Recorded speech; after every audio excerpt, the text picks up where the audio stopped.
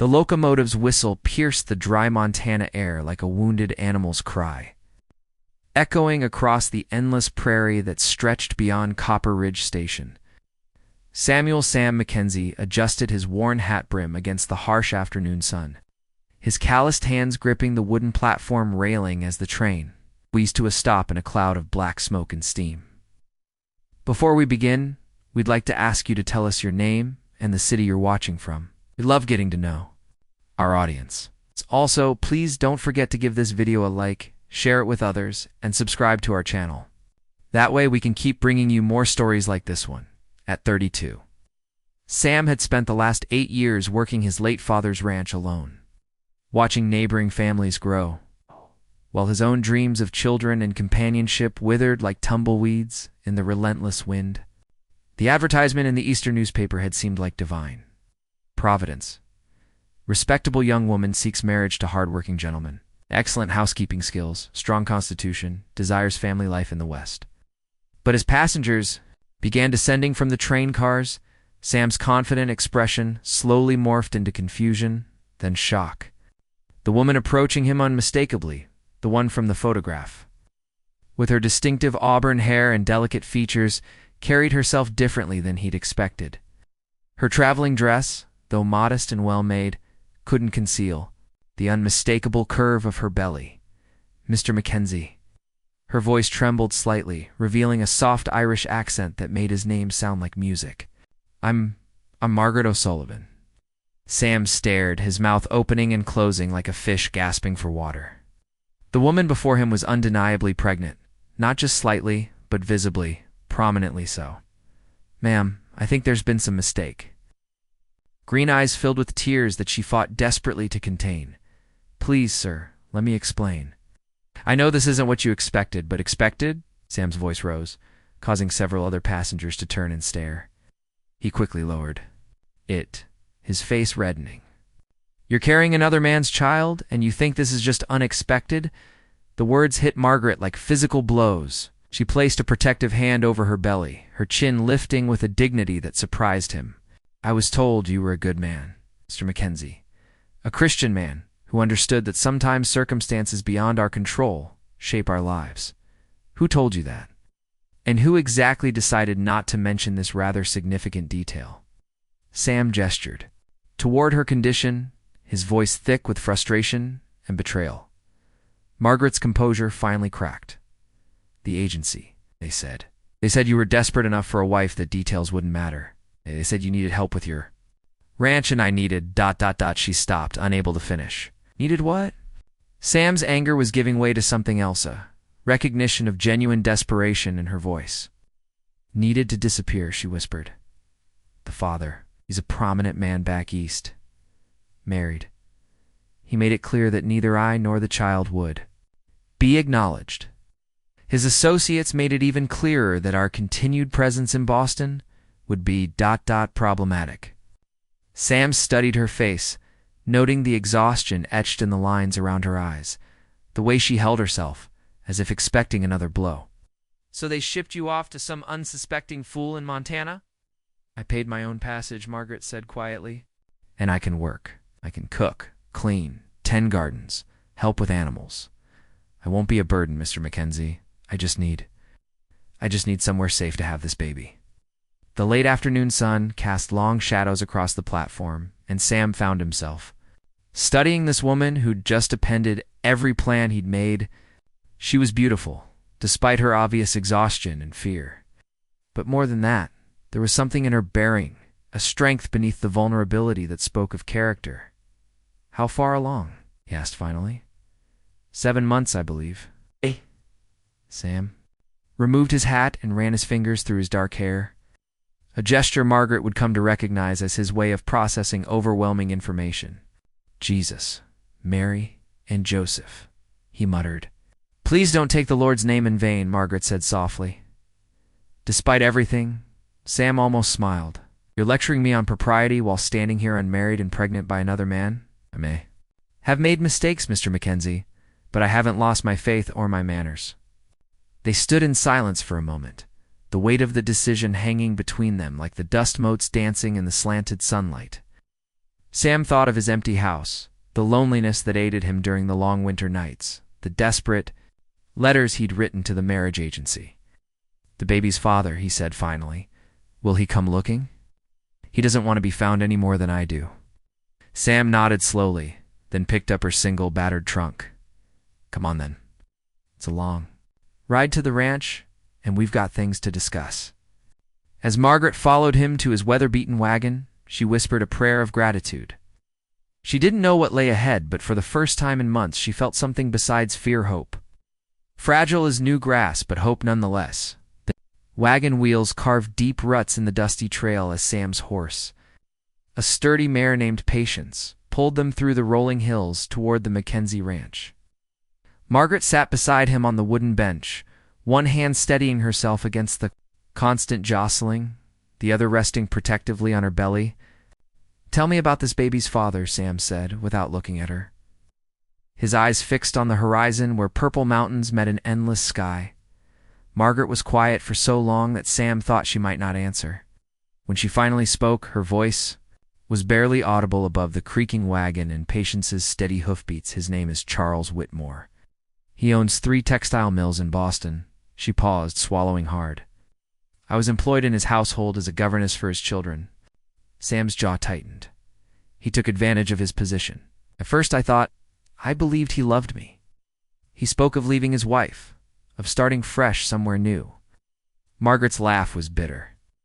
"I was 19 and foolish enough to believe that a man like Charles Whitmore would sacrifice his social standing for an Irish immigrant with nothing to offer but her virtue, which he took anyway." The bluntness of his words made Margaret flinch, but she nodded.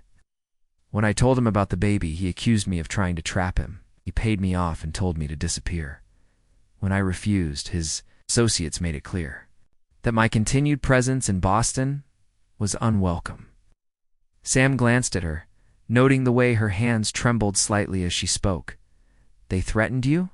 "They said unfortunate things happened to young women who didn't know their place, that unwed mothers often suffered terrible accidents." Margaret's voice grew stronger. "That's when I contacted the marriage agency." The late afternoon sun painted the landscape in shades of gold and amber, but Sam barely noticed the beauty around them.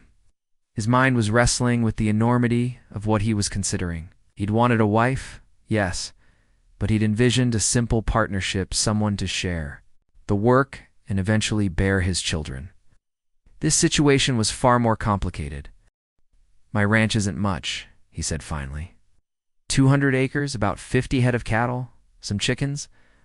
The house needs work, and winters are harsh. It's not the kind of life most women dream of." "Not most women, Mr. Mackenzie. I've learned not to dream beyond my circumstances." As they crested a hill, the Mackenzie Ranch spread before them, a modest wooden house with a wide porch, a red barn that had seen better days, and corrals that stretched toward rolling pastures dotted with cattle. Smoke rose from the chimney, carried away by the eternal wind that swept across the plains. "Who's tending the fire?" Margaret asked. "Mrs. Kowalski from the neighboring ranch. She's been helping me prepare for your arrival." Sam's voice held a note of irony. "Though I suspect her preparations didn't account for your current condition." As they approached the house, a stout woman with graying hair and kind eyes emerged from the front door, wiping her hands on her apron. Her welcoming smile faltered slightly when she saw Margaret's obvious pregnancy. "Anna Kowalski," Sam said quietly. "Meet Margaret O'Sullivan, my ... intended bride." Anna recovered quickly, her expression shifting to one of gentle understanding, as she helped Margaret down from the wagon. "Welcome, dear. You must be exhausted from your journey." Inside the house, Margaret was surprised by the warmth and cleanliness. The main room featured a stone fireplace, simple but sturdy furniture, and windows that let in the golden evening light.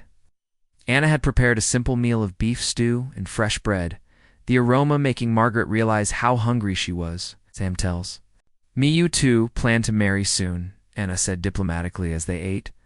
Margaret glanced at Sam, uncertain how to respond. They hadn't actually discussed marriage, only his reluctant acceptance of her presence. "We're still working out the details," Sam said carefully. Anna nodded knowingly. In my experience, sometimes the best marriages start with practical arrangements rather than romantic notions.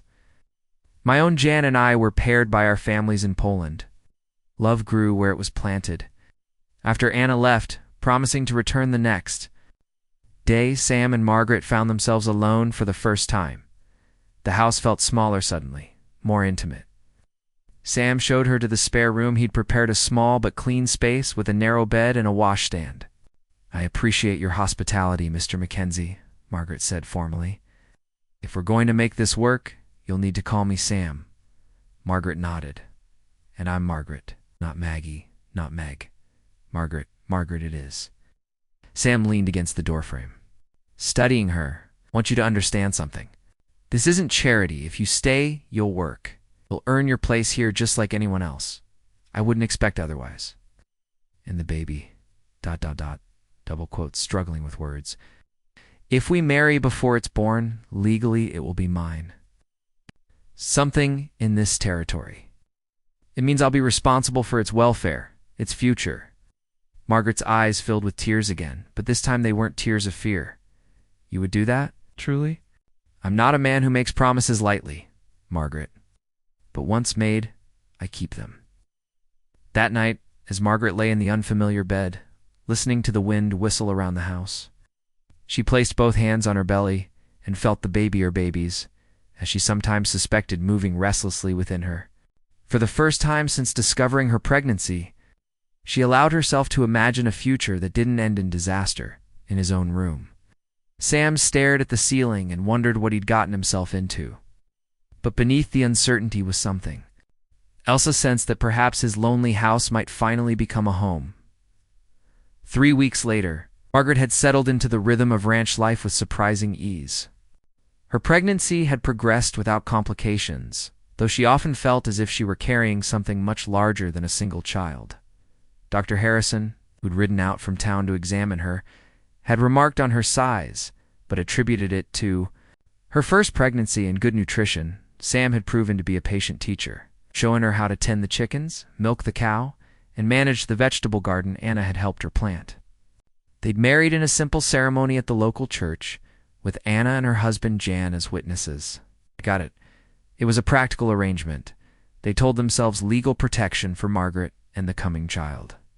Companionship for Sam, but as autumn deepened and Margaret's belly grew ever larger, something unexpected had begun to bloom between them. Sam found himself looking forward to their evening conversations by the fire. When Margaret would tell him stories of her childhood in Ireland or her brief time in Boston, Margaret, in turn, discovered that beneath Sam's gruff exterior lay a gentle soul who carved wooden toys for the coming baby and read aloud from the Bible each night. "I've been thinking," Margaret said one evening, as she struggled to find a comfortable position in her chair, her hands resting on her enormously swollen belly. "This baby feels ... different, larger than it should be." Sam looked up from the harness he was mending. "Dr. Harrison said everything looked normal." "Dr. Harrison examined me in town, Sam. He couldn't feel what I feel every day." Margaret winced, as something, a foot, an elbow pressed hard against her ribs. "Sometimes I think there's an entire wrestling match happening inside me." As if summoned by her words, the October sky began to darken ominously. Thunder rumbled in the distance, and lightning flickered on the horizon. Sam stood and walked to the window, his expression growing concerned. "Big storm coming," he said. "Could be a bad one." Margaret struggled to her feet, one hand pressed to her lower back. "How can you tell? The way the animals are acting." "Patience has been restless all day, and the cattle have moved to the low ground." Sam began closing shutters and checking the doors. Sometimes these autumn storms can last for days. As if nature were listening, the first drops of rain began pattering against the windows. Within minutes, the gentle pattering had become a torrential downpour. Driven by winds that howled around the house like banshees, Margaret was helping. Sam secured the last of the storm preparations when the first contraction hit her like a physical blow. She gasped and doubled over, gripping the back of a chair. "Margaret?" Sam was at her side instantly. "What's wrong?" "I think." Another contraction, stronger than the first, cut off her words. I think the baby's coming. Sam's face went pale. But it's too early. You said you had another month. Babies don't follow calendars, Sam. Margaret managed a weak smile despite the pain. And given how large I've gotten, perhaps this child is ready to meet the world. The storm outside intensified as Margaret's labor progressed. Sam had never felt so helpless in his life.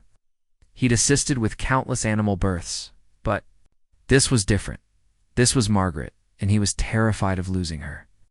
We need to get Dr. Harrison, he said, pacing frantically. In this storm? Sam, be practical. No one's traveling in this weather. Margaret gripped his hand as another contraction seized her. You'll have to help me through this. I don't know. Anything about delivering babies? Then we'll learn together. For the next several hours, the small ranch house became a world unto itself, isolated by the raging storm. And Sam boiled water, gathered clean linens, and held Margaret's hand through wave after wave of contractions. Anna had left detailed instructions for emergencies, and Sam followed them with the desperate precision of a man trying to save everything he'd come to love. As midnight approached, Margaret's contractions intensified dramatically. Sam could see that something was different. The baby was coming, but something wasn't right. Sam, Margaret gasped, her face pale with exhaustion. Something's happening. The baby sink. Then with a final tremendous effort from Margaret, the first baby, emerged, tiny. Perfect girl with dark hair and powerful lungs that announced her arrival to the storm-battered world.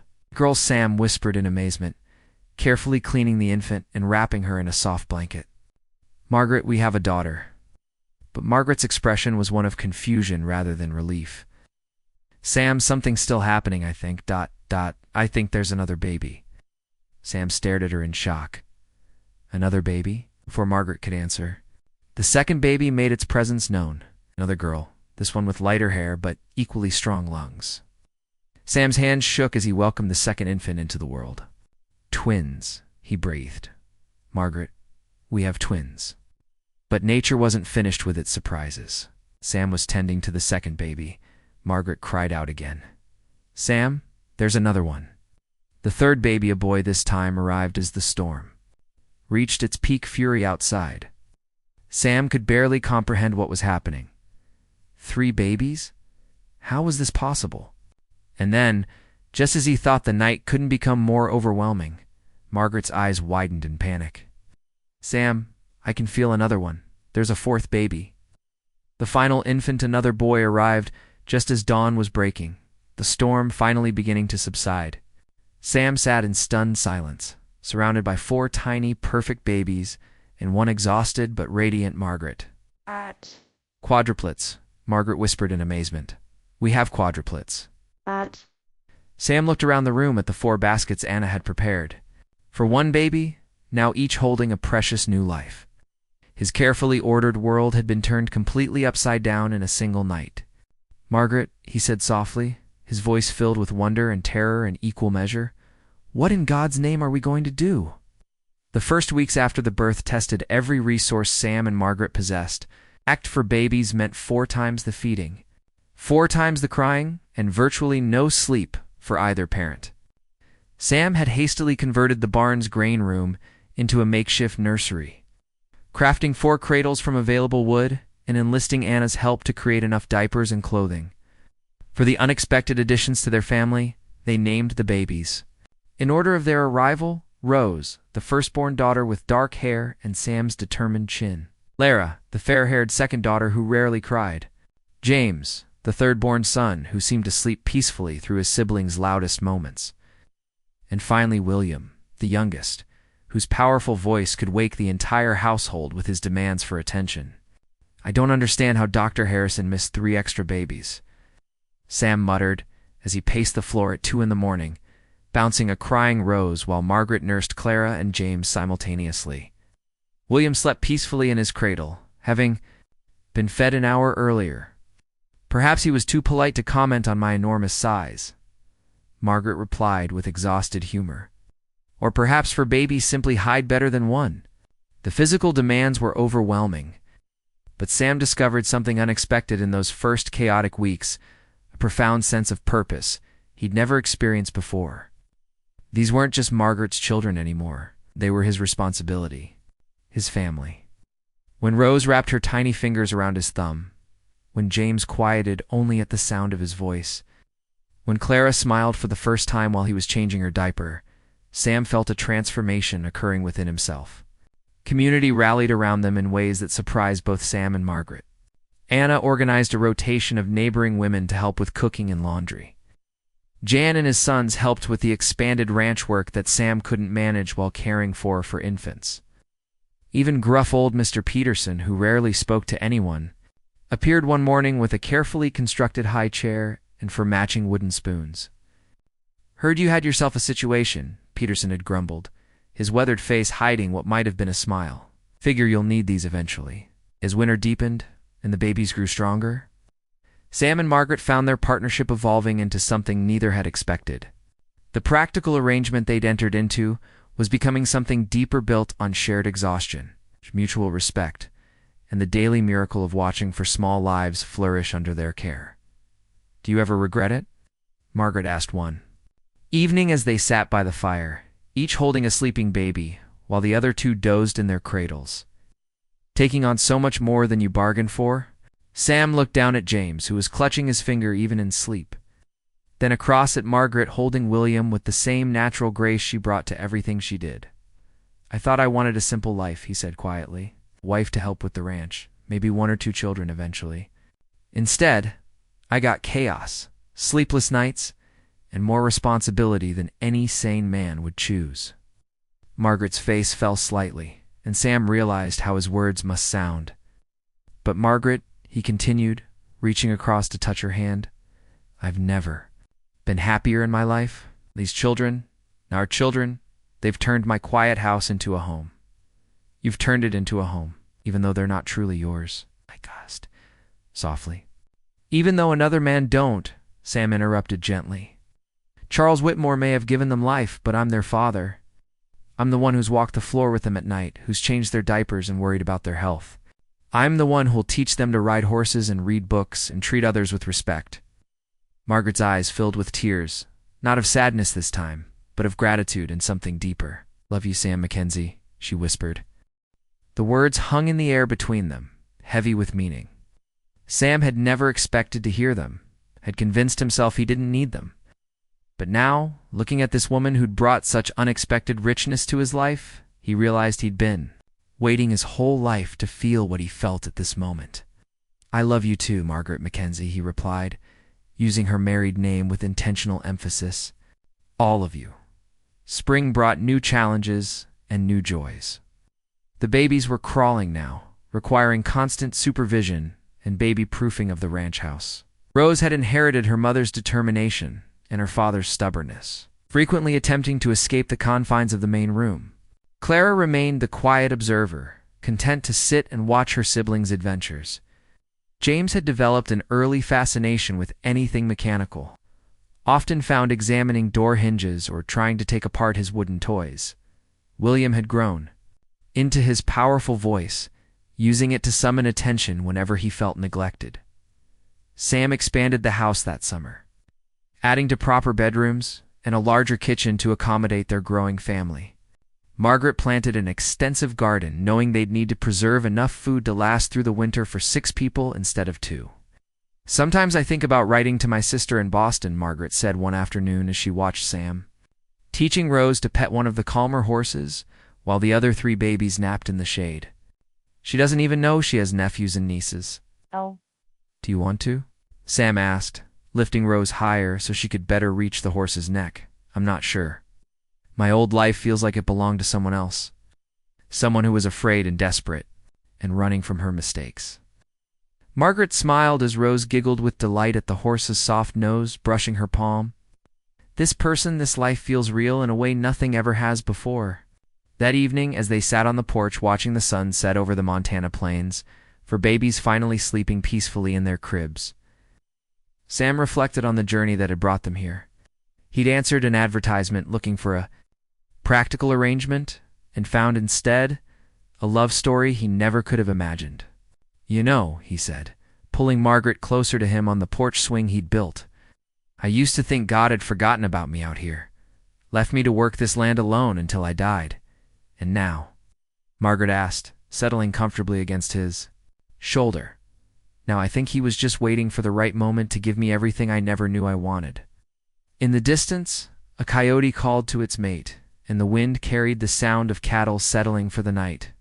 Inside the house, one of the babies stirred briefly before falling back into peaceful sleep. Safe in the knowledge that morning would bring the loving care of parents, would learn that family isn't always planned. Sometimes it's given as an unexpected gift to those brave enough to embrace it.